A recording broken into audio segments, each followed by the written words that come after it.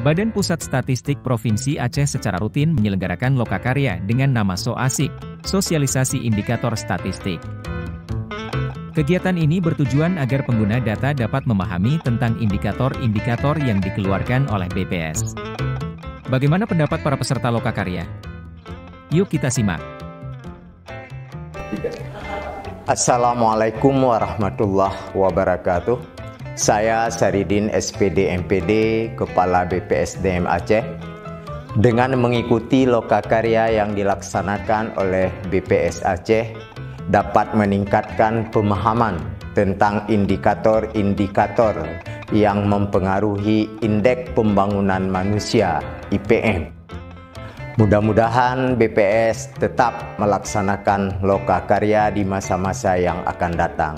Terima kasih. Wassalamualaikum warahmatullahi wabarakatuh.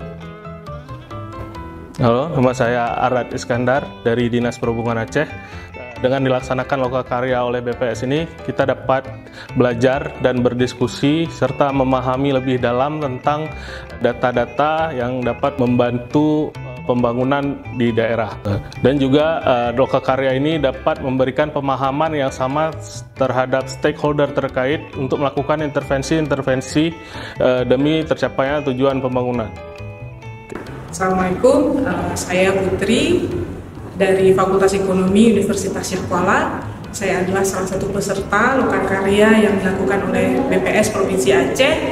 Data-data BPS ini adalah data utama yang kita gunakan, terutama dalam mengajar ya, dan indikator-indikator yang diberikan oleh BPS ini bukan hanya bermanfaat bagi kami sebagai dosen, tapi juga kami perlu untuk menjelaskannya kepada mahasiswa-mahasiswa kami sehingga mereka mengerti indikator pembangunan dan indikator ekonomi yang telah disediakan oleh BPS.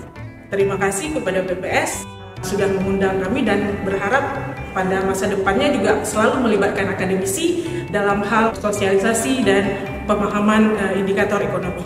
Terima kasih.